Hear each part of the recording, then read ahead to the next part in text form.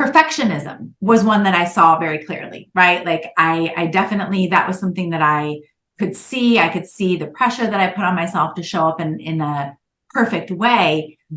What I didn't realize, and I see this so often, is the connection that perfectionism has to and with people pleasing.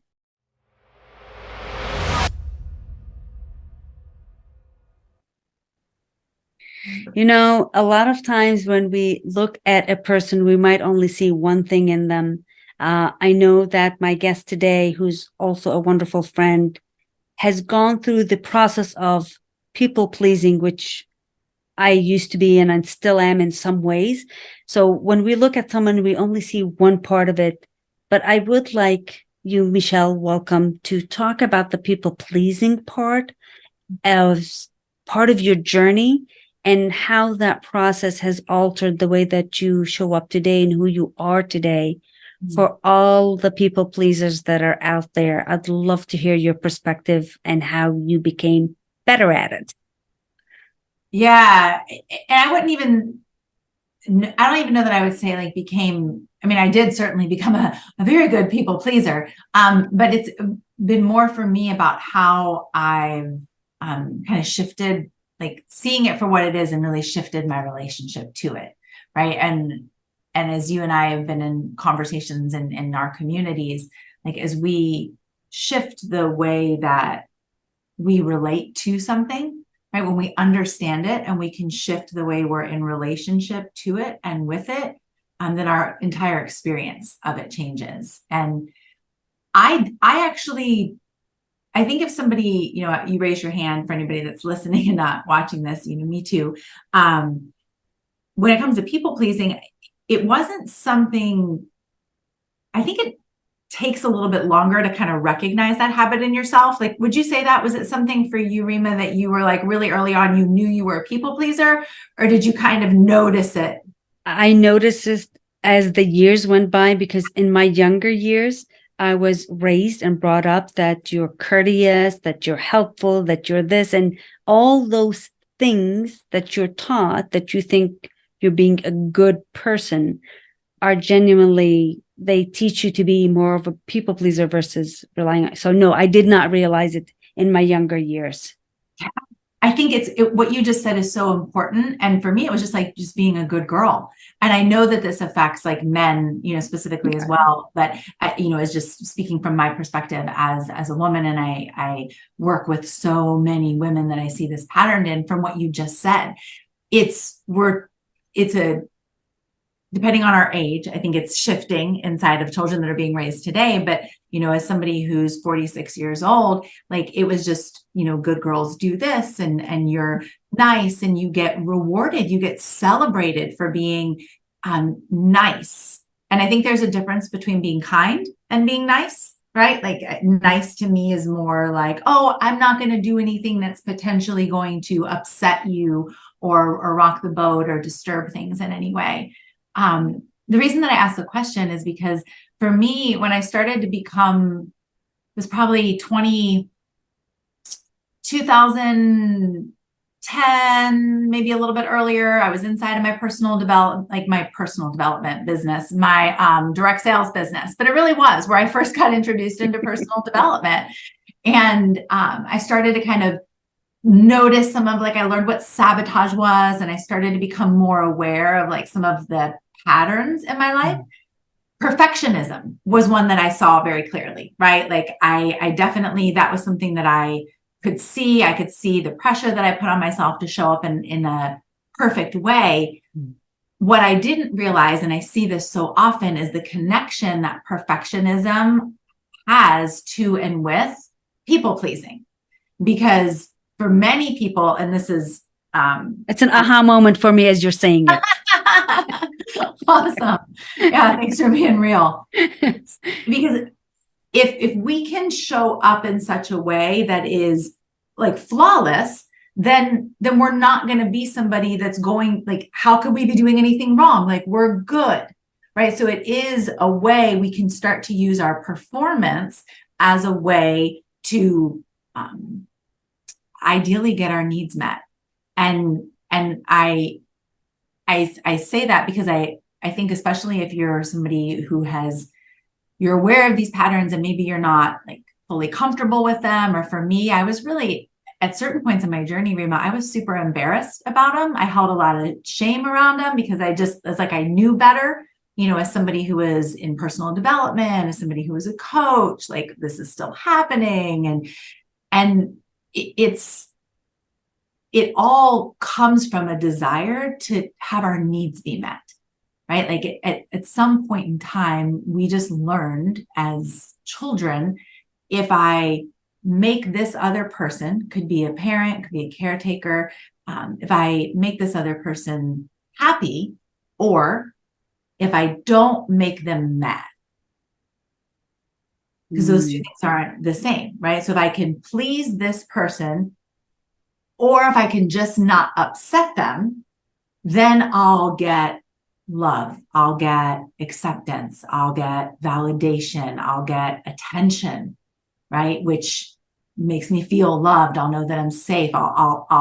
It starts as a desire, oftentimes because our needs, physical or emotional, just weren't being tended to. So we create, like we adapt, just like, if somebody believes in evolution, just like an animal would adapt to evolve, we adapt to be able to survive in our environments, whether it's literal physical survival, which I know that it is for some people, or if it's just the intensity of an emotional, right? Like not having attunement in terms of somebody else relating to us and seeing us and matching our emotional expressions, that can feel really, really, really, really devastating to a small child, right? It can feel in intensity threatening, even if it's not like poverty, like extreme poverty or starvation or a severe abuse where somebody's survival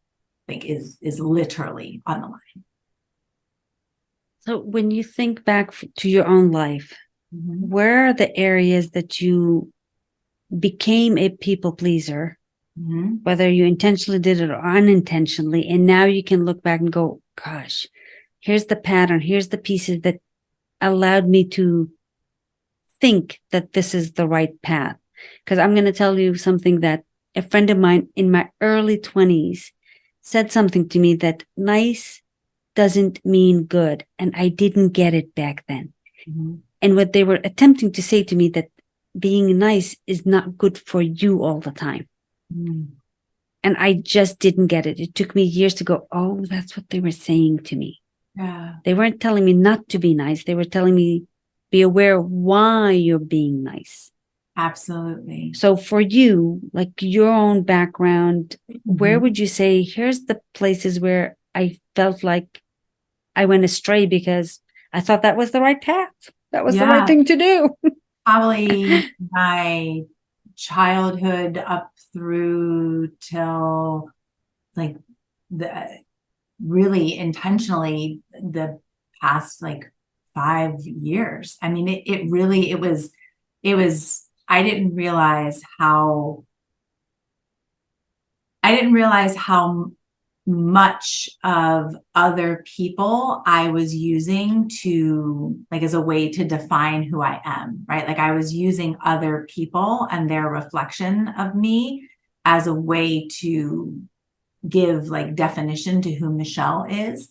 And so what that meant for me and kind of how it showed up in my life was, I mean, there were a lot of ways I would do things to try to belong, right? Whether it was in like a party or with a group of friends or one-on-one, whether it was like an intimate setting with a relationship or a partner. So whether it was sex or drugs or alcohol or shopping or, anything, like I almost, it's like I left myself, but then tried to find myself through other people's experience of me. And so then I needed to control their experience of me so that I could control the narrative of who I was. And so I would say yes when I didn't like internally, I didn't really want to, but I felt like I couldn't because somebody being mad at me, somebody being upset with me making a mistake in somebody else's eyes, especially somebody that I wanted something from. And that want could just be acceptance. It could be belonging. I might want to just be included. I might want to, be asked to contribute to something, right? It doesn't have to be like a, major like want. It can just be like that, connective, emotional connection. It showed up for me in my work relationships, in my professional relationships.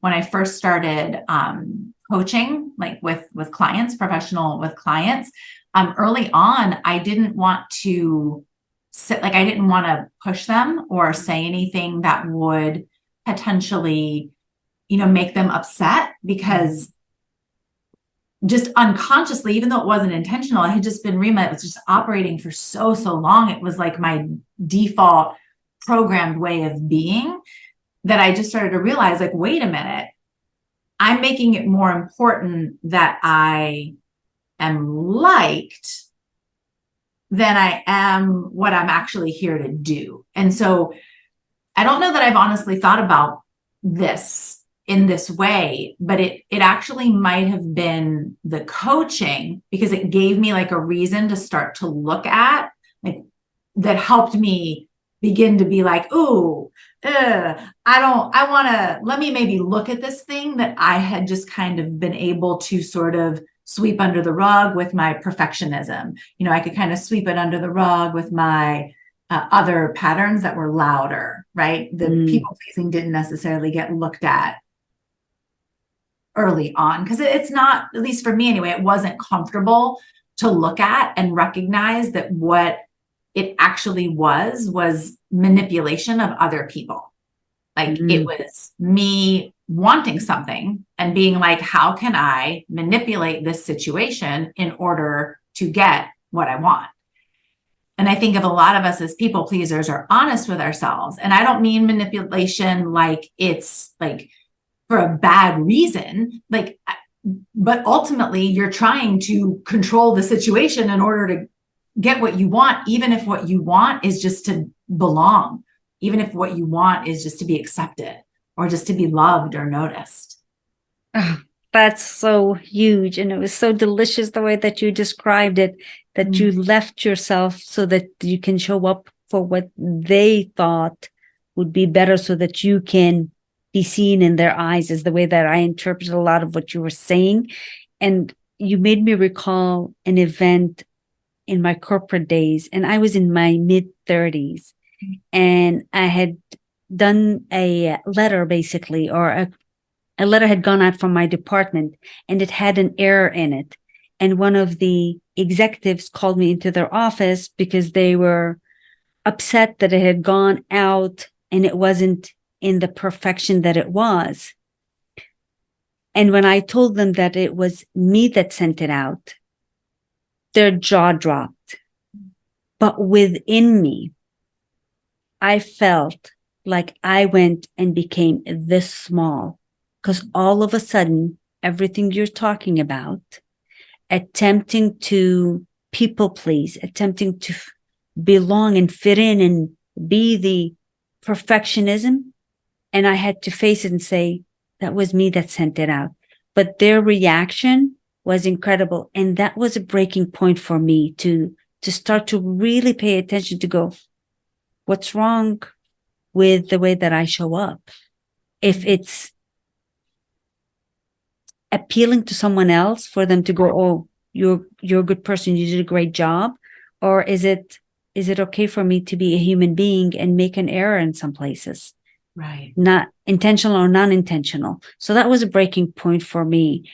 Are there points for you that you go, that bit really like made me more aware of who I am and how I'm doing this, so that you can begin to alter? Because I'm going to go back and talk about the direct sales in a little bit, because we've had similar experiences. Absolutely. I think though, I don't remember necessarily like a specific, well, here's what is present to me, is that I just remember sitting at one of our coaching certification programs inside of the company that I work with. And I remember the facilitator saying that you can't transform somebody's life without like being willing to piss them off. Like it's actually not possible. And so then that was a moment for me where I truly had to look at, like you broke down, right? Like what am I trying to do here? What's actually the objective? And so that was more of an opening for me to start to see this pattern. And then, I mean, Rima, there have been so many moments with different relationships. I think I more probably noticed where I wasn't speaking up because I didn't want to make anybody upset, right? Like it wasn't even, with people pleasing for a lot of us, it's not even about making somebody happy. It's about like not making them mad, right? So like just living in this more defensive space of like, I just don't want to upset you, right? I just don't want to upset you. So how that would show up for me is that I wouldn't voice an opinion. I wouldn't, I just kind of lost a connection with what I desired, over time. I really genuinely didn't know what I want because I had just gotten so far from it and had kind of oriented my life and my world around, I want what other people want. Right. So like I didn't know my beliefs about things, but I would know your beliefs about things. So I learned more how to show up inside of relationships in order to, experience what I wanted to experience. And so it was almost like it was a really, really dark room that like one by one little lights just started to get flicked on, like not super bright ones where it's like, oh, look at how you're not saying what you want and you default to your wife in these decisions. Not in a shameful way, but just in starting to just shine a little light on them. Like, let me just look at you a little bit. Or look at how with your family or with your mom, you're not setting this boundary, or they asked you what your end time is and you don't want to say, right? It's like, well, whenever. Like I think for me, it was much more about just once I became aware of the pattern, I started to see it. And then I started to see like all of the places that it was showing up for me. And in some relationships, it was less than others, right? There were some relationships that there's some relationships that I'm still in the process of working through. Like I'm still kind of, because the attachment is just, it is what it is. It's just a deeper, stronger attachment. But for a lot of them, just even the awareness that it was happening allowed me to ask myself if this is what I wanted to continue. And what is it that I actually want here, right? If I can assess what I'm actually wanting, then I can ask, is this person even the best source to give this to me? Because sometimes we get attached to something coming from a particular person that we're so honed in on pleasing when we don't even realize that they're not even the best one to give us what we actually want, right? And so if I can look at what it is that I'm actually wanting, then I can kind of put myself in a choice position of, okay, what do I want to do from here? So even just beginning to notice it in my life, and all that, because it affected me. So it affected any relationship that I touched, this pattern was present, more extreme in some than others, but the pattern was present because it was present within me. Until I started to take the responsibility then for fulfilling my own needs, like I was just sharing a moment ago. And that's really been the journey that I've been on for years, but very, very intentionally over the past like couple of years, just about really being able to meet myself fully and tend to those needs individually. And then I don't need to manipulate you to get what I want because I already got it. And then it allows us to show up. I think at the beginning you had asked something about it. how it impacts, like it affects my life today. And I have so much more like spaciousness to just be present in my life and actually genuinely connect with other people versus trying to like be in a conversation with you while simultaneously assessing if I'm meeting your needs so that I can adjust, so that I can make you happy, so that I can change my behavior. I mean, and when I think about, and anybody who's operates inside of people pleasing or perfectionism or codependency, I think they're all sister cousins. We're familiar with all of that, right? That is what's happening. And so I had no idea, Rima, of the incredible amount of energy and time that I was spending inside of all of that until I just started to stop it, right? And stopping it, not meaning that I don't ever like go there sometimes, because I do, I'm human and it's a pattern within me, but realizing it and reeling it back and then redirecting it. I mean, that's just been, there's so much more space in my life. I giggled a little bit as you said that, because obviously I recognized a lot of the things you're saying within the way I've lived portions of my life. And I can see that in people that are still going through that, although it's not fun for them to live through this piece till they grow out of it.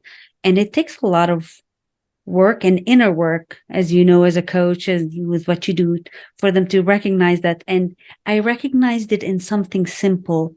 When people would ask me, like, to go eat, but where would you like to go? Oh, anywhere is fine, wherever you'd like. And it took me a long time to realize that I'm erasing me because I'm attempting to just go with the flow, let them be happy. It's okay. It's like, no, say what I'd like. It doesn't mean that that's where we're going to end up eating, but at least state it. And those are the simple things that the personal development and the coaching and all of that has allowed the opportunity to really think about the simple things that we do that we think are nothing, that they really are the big things of how are we showing up in our personalities. 100%. Yeah. It's really interesting. It can be maybe uncomfortable. It's interesting to me. But just to start to notice, like notice the places where you just like turn your experience over to other people. And I just didn't, and it's easy, I think, because I think in some places we genuinely we sometimes, like my wife will ask me, what do you want? And I'm like, I haven't thought about it, so I actually don't have an opinion right this minute, right? That genuinely is the case. But I think for the majority of us, most of the time we do, and for any number of reasons we don't say it. Well, we don't want to take up too much space, and last time we said, and then somebody wasn't happy, and like, I don't really want it. Or what if, somebody else says something that I want better? Like there's so many reasons that we don't speak up. And so if we start to just look at where are you just passing your experience off to somebody else, just to notice, to begin to bring, if you want to bring some attention to this pattern, right? If you don't, then don't, right? It's not anything that's necessary.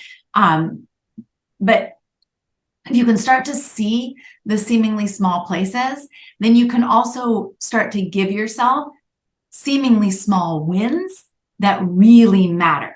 Because then in that moment, in that story that you shared, that you do say, hey, actually, I kind of want whatever food that you say, you let, like, it's not about anybody else. You let yourself know that you heard your desire and that it mattered enough to say it, regardless of any return from anybody else. And that's how we start to heal that relationship with ourselves. Because essentially when we are people pleasing, we're not pleasing ourselves, right? So we're turning our back on ourselves. You matter less, and we're putting our attention here. And so this process is reconnecting with this relationship that we've abandoned. We've turned our own back on our own desires. And so we're reconnecting and rekindling that relationship. And those seemingly small wins are massive. I'm so glad that you brought that up. And you know what also comes to mind when you're talking? The people pleasing part, you're cheating. You're cheating them and you're cheating yourself because they're not seeing the real person. You're acting a certain way because we think that's the right thing.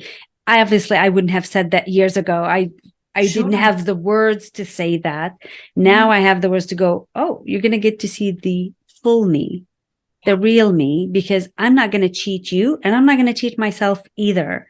And that's a big thing for me to say that out loud, that we cheat each other when we don't get to show up as who we are. Absolutely. Yeah. I mean, we actually don't allow ourselves to experience the thing that we're working so hard to try and experience. Because and I believe that ultimately we want like acceptance and belonging and we want to like know that we have like a space, that we matter. And if we're showing up as someone we're not, even if they do give all of those things to that version of us, because we've people pleased them so well and we've been so perfect in our performance, it's not us. So like we still don't get to receive it. And so one of the things that was interesting even about in my own journey is that I was in like this over loving, over serving, over people pleasing, or I was fucking raging, pissed, and resentful. And I think I know it's not the only reason, but in part because of what we were just talking about, because I'm sacrificing, right? Because we literally are, not in like a dramatic way, but like we're literally sacrificing ourselves. So like I'm sacrificing myself. I'm doing all of this and I'm still not feeling this thing. And so then in that state, we think we just have to please more. We have to be even better. We have to be more perfect. And in a lot of places that can just completely overwhelm. And for me, that just leads to shutdown. Like that, it's just so much pressure. I just completely collapse underneath it. And it's because it's not, and it took me a really long time to really understand this. It's not that I wasn't good enough. It's that the game I was trying to play was not winnable. Like it wasn't winnable. It wasn't about me. Like it really, truly was about the game. And I know you hear it in the coaching industry where women will come to you and go, I don't know who I am, or I've lost myself. Mm-hmm. And I think a big part of it is part of the people pleasing journey and not showing up as themselves. I know that you see that a lot in the coaching industry where people are looking to find themselves. Like, you're not lost. You're there. You're there somewhere in there. You just need to begin the journey of coming back to you. Yeah. I'd love to go back to the personal development part where for you, as well as for me, began with the direct selling business. Yeah. And I wish if I could wave a magic wand on the world, I would make personal development as part of the education system from the beginning, just as equal as to whatever book learning that we give our children and give the world, give them the personal development. But take me back to your journey of the personal development, because I had no clue till I started in the direct sales business. Like, this is incredible. And definitely the direct sales business is a very personal challenge business that uncovers a lot about you. So take me through that journey. Yeah, for sure.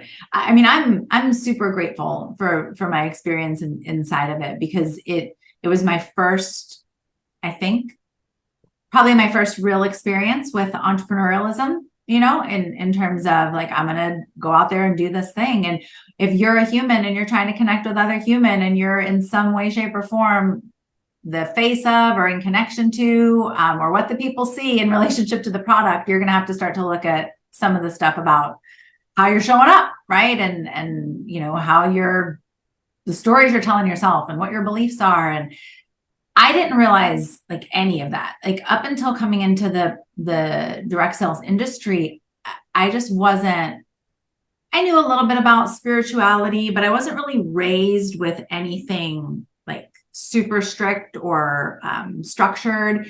And, you know, in college, I was in theater. I knew somebody who was really into like crystals and energy, but I didn't really have a strong, like, anything about your thoughts or law of attraction or any of that. And so inside of our orientation for new consultants, one of the things that my director at the time included was a CD that one of the other national sales directors had done, and it was just called Abundance Mentality. And I honestly don't even remember like what the thing talked about, but it was just done in such a way that was so simple. And it started to open me up to the possibility that the way that I was thinking didn't have to be the way that I was thinking. Like that I had choice and I could decide how I wanted to feel. And it was my first experience with affirmations. And it was my first exposure to kind of like a, you know, group programs and really feeling support, less about the technical things in the business, which I all had in my company, but more about me as the person going through all of that. And I just found that, you know, the teachers, I went to seminars and things like that because I was a very, you know, as a people pleaser, one of the things that we can say about ourselves is we're very coachable. And so if you know, somebody else said that I needed to be somewhere or go somewhere, I wanted to be like, I wanted to get, I joke sometimes, like I wanted to be the gold star student, right? I wanted to do the right thing and show up and be the good girl. And so I went to those events, which, I mean, that definitely benefited me, but I found myself really resonating with the teachers who also talked more about, like, less about exactly what to do. And I just really was drawn to the people who were speaking about like our relationship with it. And then from there, you know, people started referencing, you know, people read quotes of people. And then I started to learn who Napoleon Hill was. And, you know, I started to get exposure to different like books and literature that, you know, opened me up to The Secret and, you know, like just ways of relating to my business a little bit differently because I had been trying to do everything that they were trying to do. And I was having a really hard time with it. And honestly, Rima, part of why I think I dove more deeply into the personal development industry is because I truly thought that there was something wrong with me. You know, I had incredibly low self-esteem. And so I also believed that if this business wasn't working, it had to be because there was something that was wrong with me. So maybe I can figure something out that's going to fix me so that I can come back here and I can do these things and be successful, right? And so one of the directors who was really successful making, you know, just being celebrated, you know, being honored as making this money and doing all this stuff. And he was in coaching. And he was in coaching with, you know, my mentor and friend and you know, business associate, Sean Smith, who I know has been on your podcast before.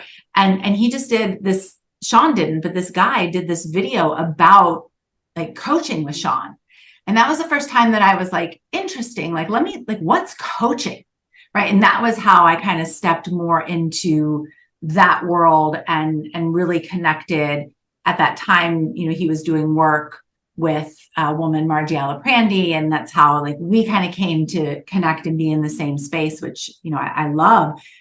But it just kept like, the more I showed up into that world, even when I didn't fully understand it, I noticed it made me feel better. Like when I started to take more personal responsibility and I started to be less blamey and I started to look at like, well, what is it that like I want to choose today? And like, I really just was loving how I was feeling. And so I just kind of continued to lean into that, path. And it's led me where I am right now.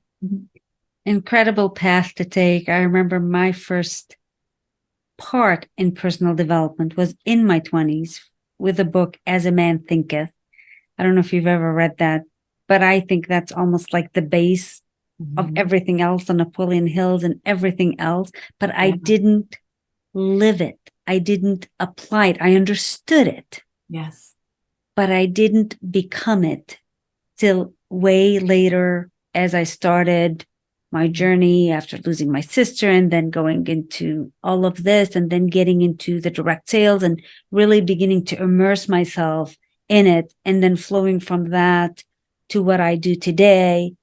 And so that journey, just like your journey, it has to be understood from within, not from the information outside. So take me to the purpose of you deciding to even coach, to even go this route of, because really you're exposing yourself every time you speak and you coach, a part of you shows up too. A big part of you shows up.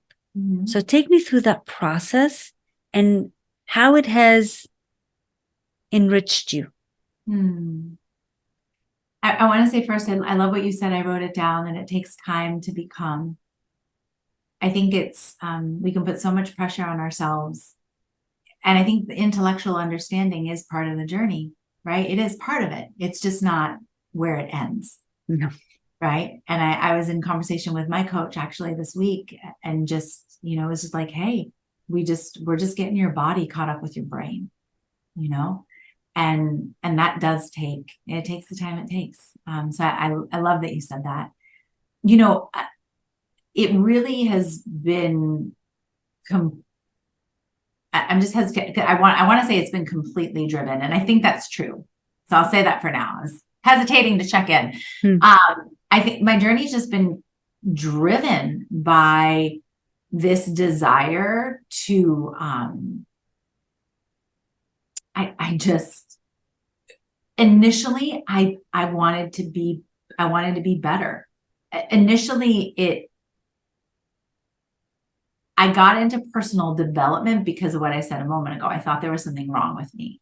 And so I just truly believed if I went after this, right, with the all in mentality that I was operating from, then I could fix myself and then I would be good.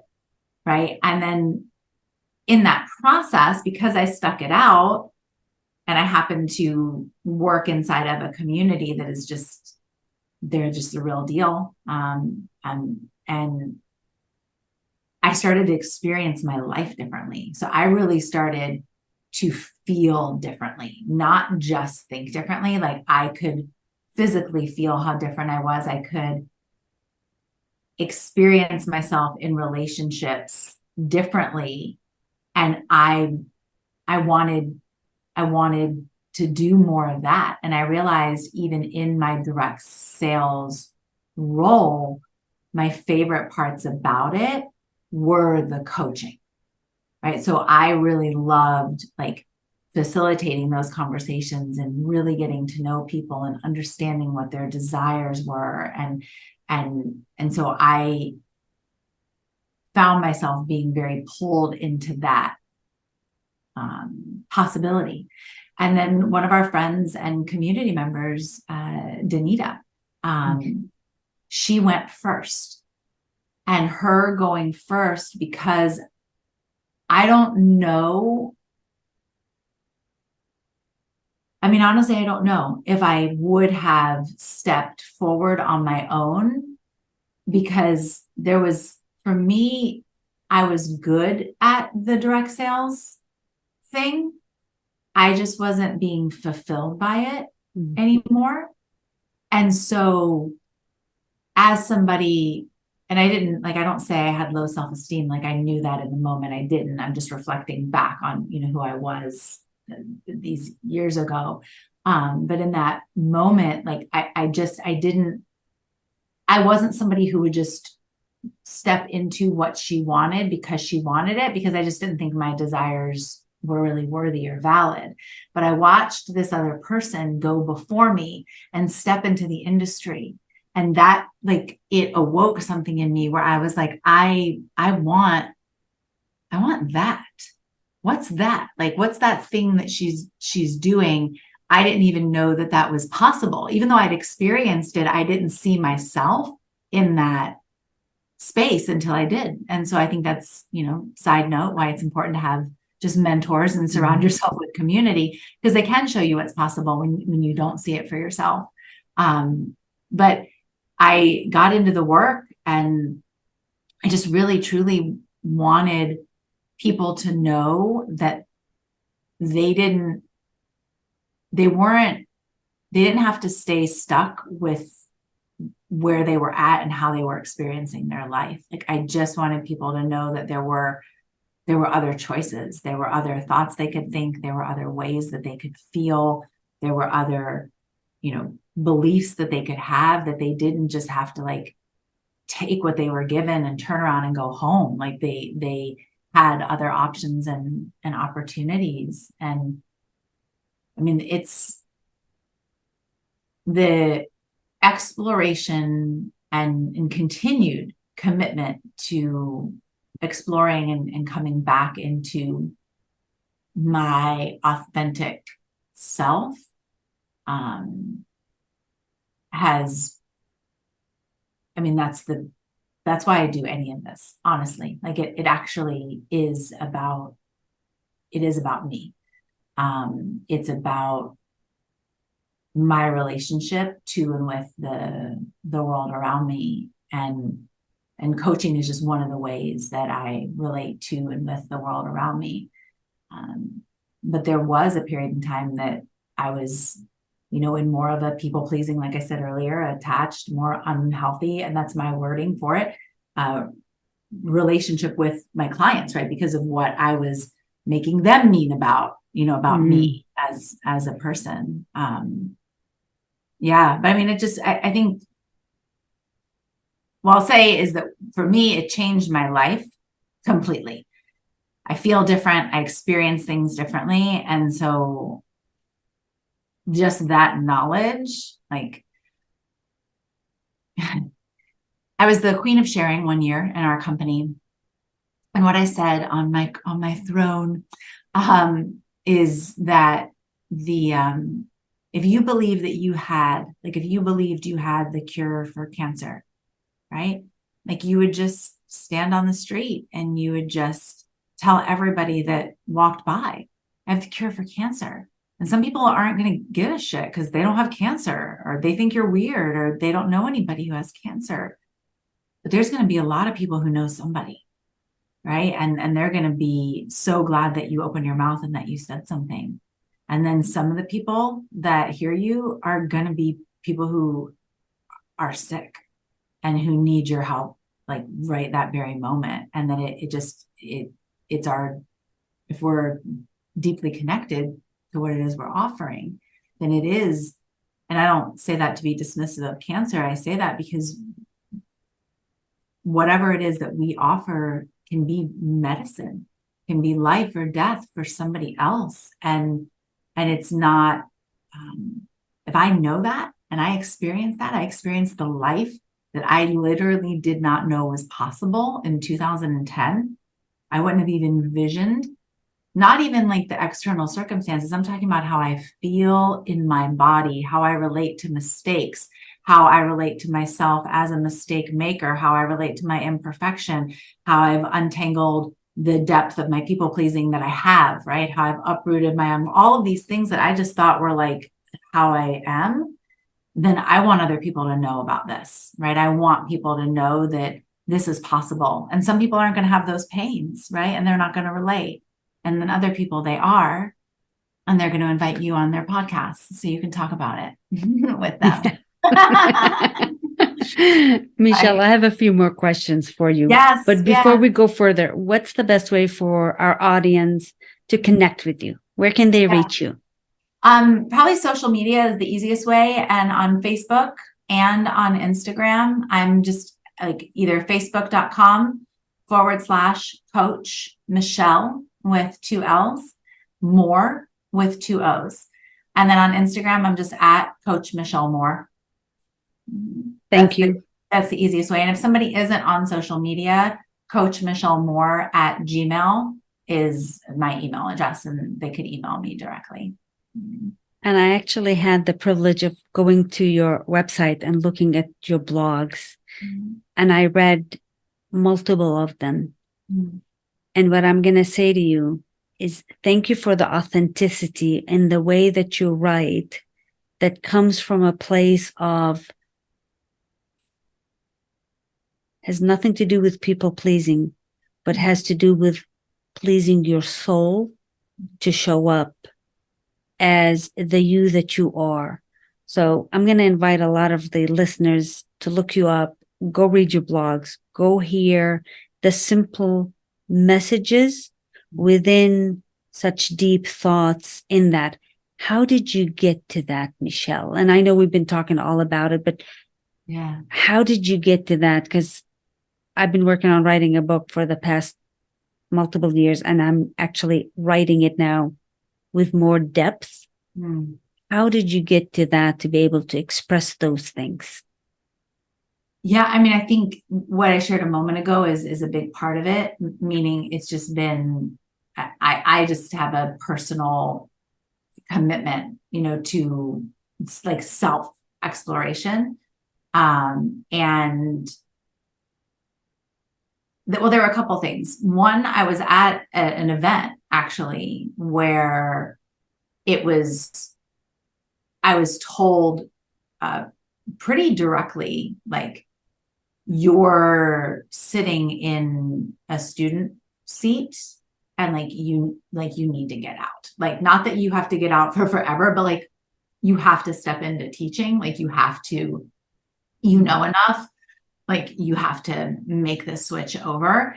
And it was at that event that I was like, okay, well, I think a friend recommended that I write a blog, right? Because I like to write. It's a place that I felt safe in terms of creating. It just allowed me to kind of edit my thoughts before I would put them out there in the world. And I had a lot of, as I shared, a lot of fear and resistance around like putting my voice out there. And so writing from when I was young, like it gave me, it was a way that I created was through words and through poetry, and sometimes I'm a very big feeler. And so sometimes if I'm in a conversation, it's, even in this moment, right? Like sometimes it takes a minute for like me to be able to find the language to really capture like the depth and the intensity of like the sensations that I'm present to, just because of how my body communicates. And so writing, I have a little bit more space to do that. I got started is the second step. So like one, I had a mentor and a coach reflect back to me like, hey, you're, pretending that you don't have something to teach. Two, I just got started. Like I was like, okay, well, let me just start with a blog. Let me just start sharing. And then it just has been a practice of giving myself permission to feel the like discomfort of being just honest about my real experiences. And I just learned that because my process is so around like my own personal experience, then I just started sharing my own personal experiences and what my takeaways were from them. And then over time, then I think the more you do something, then you learn different ways to communicate that land with people, or you get feedback on what people are experiencing with what you create. But it's mostly been the internal permission just to share from my lived experience, because I actually don't have anything else that I can speak to with authenticity, except my experience of things. Yeah. I know as a coach, a lot of individuals will look at you and think that because you are in personal development, because you coach others, because you are so good at training and doing the things that you do, which I've had the privileges of being in a program with you and Sean and seeing who you are and really getting more in depth with how you show up and how you teach. My question is in how do you allow others to understand that there are still things that you possibly are working on within yourself, but you can still turn around and teach and help someone else grow? Would you kind of speak to that if that made sense in the way I'm phrasing it? Yeah, I think I understand. And if I'm missing something, jump in. I think for me, I think about a friend of mine, Jamila, and she does so much of her work and her teaching through story. And it's so incredibly powerful and impactful. And, metaphors are one of the most powerful ways that we can teach other people. And so it really was about me healing in my own relationship to my stories and to where I'm at and to the places where I am still growing, so that I'm able to show up in just full transparency, right? And there are certain things that I personally believe I have access to all of my patterns, so I don't think there's I never ever do, for me, ever do that thing again, right? I don't know that I fully believe all of that. I think we have access to things should we want them. Um, but the majority of the time, I know how to move through that, right? I know how to coach myself in those moments. I know how to recenter myself. I've lived it, it's operating more habitually. And then there are some things that I'm still in the practice of. They're still really tender for me. They're still bring up a lot of fear for me. And those things I handle in my relationship with my one-on-one coach and practitioner. I don't teach on all of that. If I did anything, I would just share that that's something for me that I'm working on in my one-on-one, right, container and relationship. And I think that, at least for the type of work that I want to learn and the type of work that I facilitate, the people we want to learn from somebody who is still in their own work, not in our work. We don't want to learn from somebody necessarily who's doing specifically what we're doing, right? There's exceptions to that, I'm sure, but I mean, in terms of, I'm not going to teach you how to heal from people pleasing and perfectionism if I'm deep in my stuff with that, right? Mm-hmm. But if I've really got it mastered in 99% of my areas, but there's one relationship or one space where it's still holding, I just won't talk about the stuff that I don't know. I'll teach the stuff that I do and know that it's okay for me to still be in process, because like you said at the very beginning of this, it takes time to become. And so I think the less shame that I have about where I'm at in my journey, and the more that I really recognize and celebrate how very, very far I have come, that actually gives me a lot of certainty to speak on and to stand on.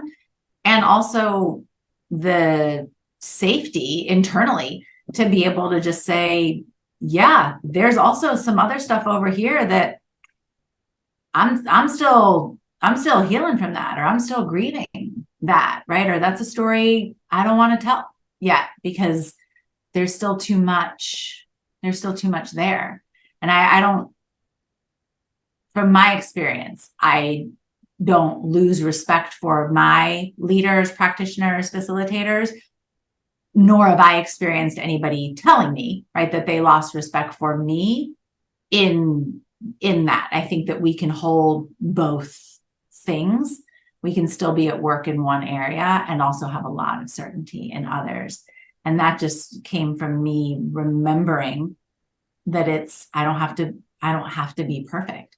That perfect isn't relatable. And that if I really truly do want other people to be pleased, then what is it that they actually want? And if they showed up in my room or my space or my event for transformation, then me showing up, honestly and authentically to be able to facilitate that for them, that's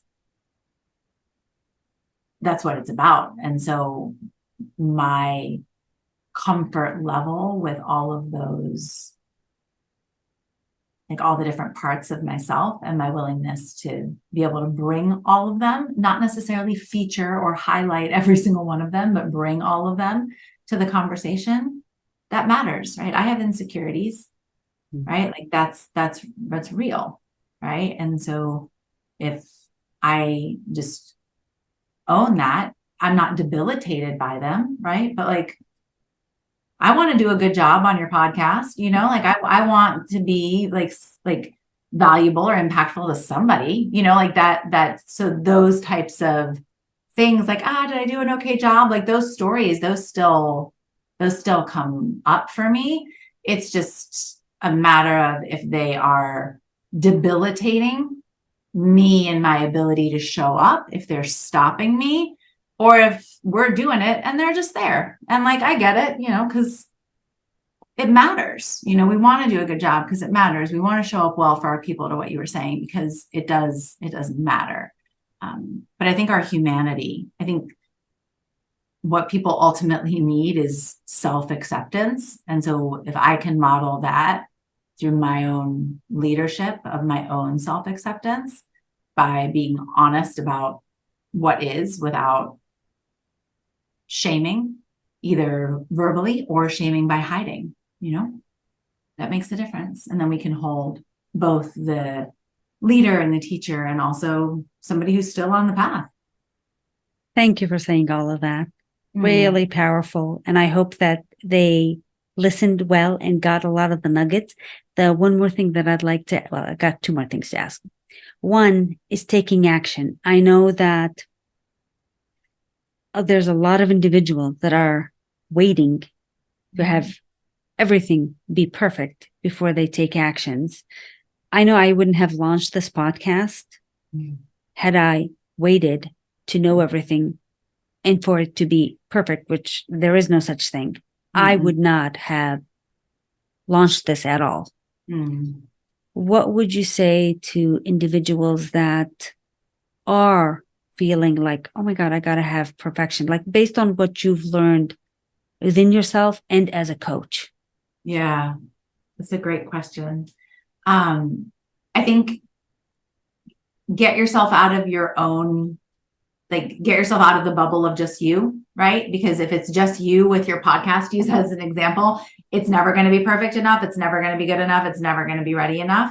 So I think if you can create, accountability, like with, even if it's not a big group, right? We often can go very extreme, right? Like, I've got to tell it, like, you don't have to tell everybody, but is there one person that you could have listened to your podcast?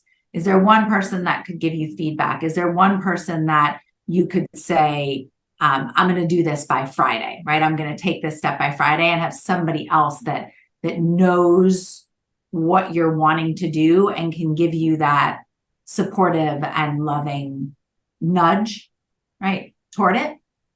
I think that's part of it. I think breaking down the steps into something smaller can be really helpful. Sometimes whatever we're trying to do is just too big. It's too big for where we are in the very moment. It's too big for us for our nervous system to be able to hold the intensity of. Like, it's just too big for us right now. And so what's a step smaller, right? Can you back yourself into an action that does feel doable so that you can stay in motion, but not feel like you're so completely overwhelmed? And the last thing that I'm just present to right now is to reconnect with why you're wanting to do what it is that you're procrastinating on, right? Because I don't know who said this originally, but I remember reading, like, perfectionism is just procrastination in high heels. Like it's just fancy procrastination, right? Because it's like, oh, it's not ready, right? It has to be this in order for it to be ready. And so I started to ask myself, and this is what I'm inviting the listener into, is to ask yourself, like, what's the purpose of this? Why are you doing the podcast, right? Why do you want to do this? Who's this for, right? Like, what's actually the purpose here? And do they care about the thing that you're saying needs to be perfect? And there was never a time for me that the answer to that question was yes. Like they didn't care. They actually didn't care about all the stuff that I was caring about. And so me caring about that and blaming it on them is actually unfair to them, right? It's cheating them because that's what I'm doing. I'm like, oh, it's not ready for you, right? But you're telling me you're ready for it. I'm the one that's withholding, right? So for me to start to really recognize like, oh, I'm the one that this isn't ready for. And if it's something that is just really, really got you stuck, get some support, whether that is through, I'm a coach and Rima, do you call yourself a coach? Yes. Okay. I teach. You teach, perfect. A teacher. So a teacher, a mentor, a coach, a facilitator, a therapist, somebody who is different than just your friend, who can really help you start to look at there might be some deep fears that are there that we're just not going to be able to like power through, right? Sustainably, right? So having support, one-on-one accountability, set small goals, and then remind yourself why you're doing the thing that you're saying needs to be perfect, right? What's the reason that you actually are doing this? And if you can reconnect with that person, and then ask yourself, do they care? Right? I used to not put up videos because of like, my hairs, I'm just having a bad hair day. And then I was like, Michelle, the people you're talking to, they hate themselves and they don't want to show up when they have bad hair days. So would it be more impactful for you to be flawless and show up, or would it be more impactful for you to show up real as you are and let them experience the lesson that you're wanting them to learn by your leadership? And when I started to really break it apart that way, I was like, oh, I'm caring, like I have something that they want to hear, and I'm caring more about how I look than giving them what they want. Oh, okay, let me go to my coach and work on why I have this attachment. And also let me get this stuff out there to them, because that's why I said I wanted to do this coaching work anyway, was to help these people. And so it just helped slow the process down and remind me why I was doing what I was doing. Thank you for that incredible feedback. Mm. If I put you, Michelle, in front of a whole generation of 20-year-olds, and I'm going to say mostly females, what would you like to say to them? Early 20s.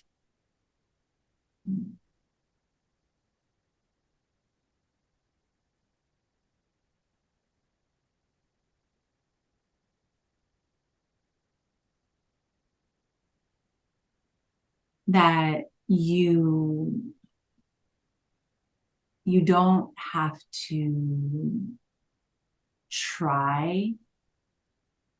You don't have to try so hard. It's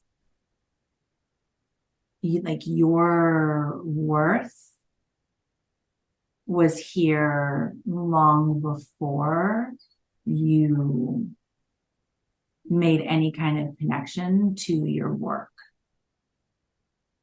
You're not what you do. You're not the roles that are often used to identify you. Yeah, that you are, you always have been, and you always will be worthy and enough. And I am confident that the majority of you won't believe me right now. And that's okay. Be as kind and as gentle on yourself as you can be, because whether you know it or not, you really are doing the best that you can. And that even the behaviors that you might not be super proud of, they're coming from a beautiful place and a very pure desire.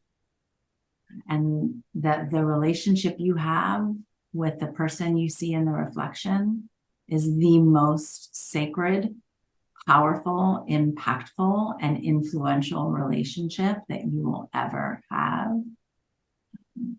So I invite you to tend to that to the best of your ability above all things, because it truly does impact your relationship with the world around you. One more for you. Last one. What advice would you give to a generation that are in their 30s or 40s?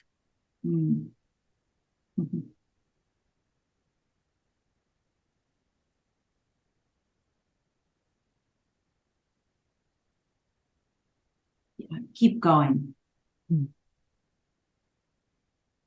And even if you forgot who you are and what you wanted, you can remember it. It's not lost. It is not too late. You don't have to know right now. You don't actually have to have it all figured out.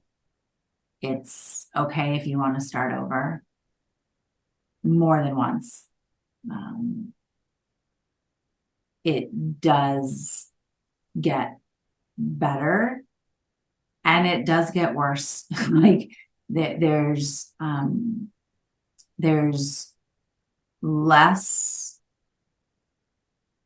control in trying to manipulate the world around you, and so much more power in really learning about yourself and your own like inner workings and inner ways of operating. And even if it might not seem feasible or accessible to like fully understand that,